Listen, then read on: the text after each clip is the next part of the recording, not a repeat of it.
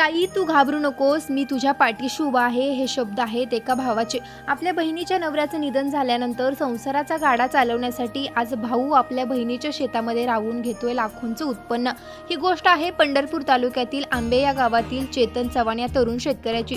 चेतन हा मूळचा खुनेश्वर तालुका मोहोळ येथील, परंतु चेतनच्या मोठ्या बहिणीच्या नवऱ्याचा हार्ट अटॅकनं दुर्दैवी मृत्यू झाला आणि बहिणीच्या संपूर्ण संसाराची जबाबदारी चेतनवर पडली.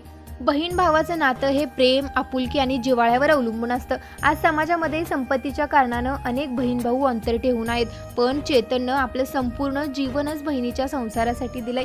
दोघेही बहीण भाऊ आपल्या शेतामध्ये कष्ट करून चांगलं उत्पन्न मिळवत आहेत. एकेकाळी त्यांना तोटाही सहन करावा लागला. 2022 साली त्यांनी कोबी पीक घेतलं होतं, परंतु दर नसल्यानं ते त्यांना रस्त्यावर फेकून द्यावं लागलं. गेल्या वर्षी कलिंगड पिकानं मात्र त्यांना चांगली साथ दिली आणि यावर्षी देखील खरबूज पिकातून चांगलं उत्पन्न कमवलंय.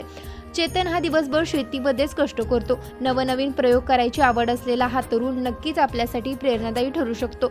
जिद्द, चिकाटी आणि कष्ट करण्याची तयारी असली की कोणतीही गोष्ट साध्य करता येते, असं या तरुण शेतकऱ्याचं म्हणणं आहे. ही बहीण भावाची जोडी आपल्यासाठी नक्कीच आदर्श ठरेल. तुम्हाला या बहीण भावाची गोष्ट कशी वाटली कमेंट करून नक्की सांगा आणि अशाच नवीन गोष्टी जाणून घेण्यासाठी आत्ताच कृषी मंत्राला फॉलो करा.